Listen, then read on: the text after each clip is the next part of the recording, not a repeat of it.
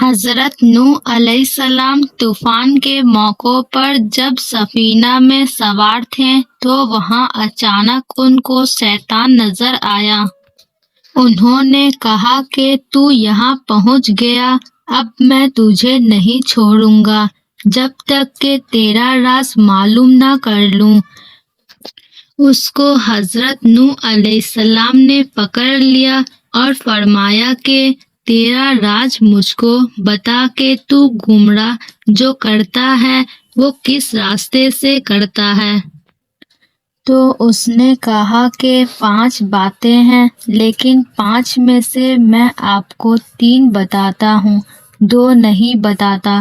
حضرت نوح علیہ السلام کو اللہ کی طرف سے وحی آئی کہ اس مردود سے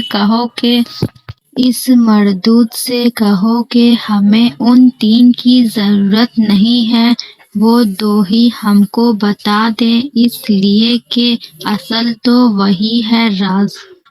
تو حضرت نوح علیہ السلام نے کہا کہ مجھے ان 3 حربوں کی ضرورت نہیں ہے، وہ 2 بتا جو تو نہیں بتانا چاہتا۔ تو اب مجبور ہو گیا اور کہنے لگا کہ وہ 2 باتیں جس سے میں لوگوں کو گمراہ کرتا ہوں اور آپ کو بتانا نہیں چاہتا تھا، وہ آپ سن لیجئے، ایک حسد ہے اور ایک حرص۔ پھر شیطان کہنے لگا کہ حسد سے میں گرا اور حرص سے حضرت آدم علیہ السلام گرے، اس لیے کہ جب اللہ تعالیٰ نے حضرت آدم علیہ السلام کو بنایا اور ان کو علم عطا فرمایا اور ان کی شان و شوکت کو فرشتوں کے سامنے ظاہر فرمایا تو اللہ تعالیٰ نے فرمایا کہ آدم علیہ السلام کو سجدہ کرو، تو فرشتے تو سجدے میں گر گئے۔ ابلیس کو تکبر نے روکا اور تکبر کے بعد حسد پیدا ہوا۔ حسد اس لیے پیدا ہوا کہ ان کی وجہ سے میں اللہ کی نگاہ میں گر گیا ہوں۔ اب کسی نہ کسی طرح ان کو بھی گرانا ہے، یہ ہے حسد۔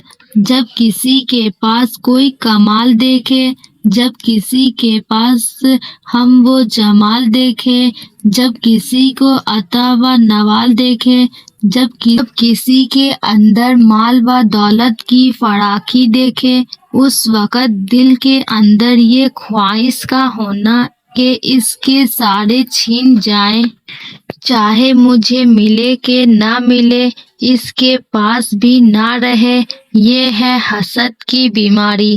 یہ حسد اللہ کی نگاہ میں بہت بڑی چیز ہے۔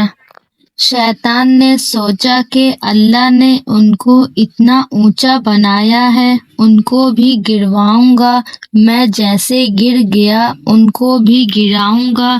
اس کے بعد اس حسد میں مبتلا ہو کر وہ فکر میں رہا کہ کس طرح ان کو میں ذلیل و خوار کرنے میں کامیاب ہو جاؤں۔ یہ ہے حسد جن کی وجہ سے شیطان گمراہ ہوا اور حضرت آدم علیہ السلام کو جس درخت سے منع کیا گیا تھا جا کر اس کو کھا لیا تھا، اس لیے کہ شیطان نے قسم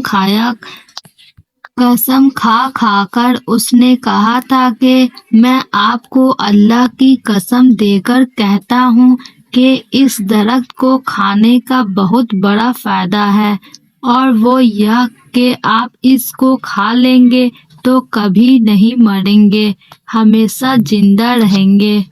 انہوں نے کہا کہ بہت اچھا، کھا لیں گے، تو حرش میں آ کر کھا گئے۔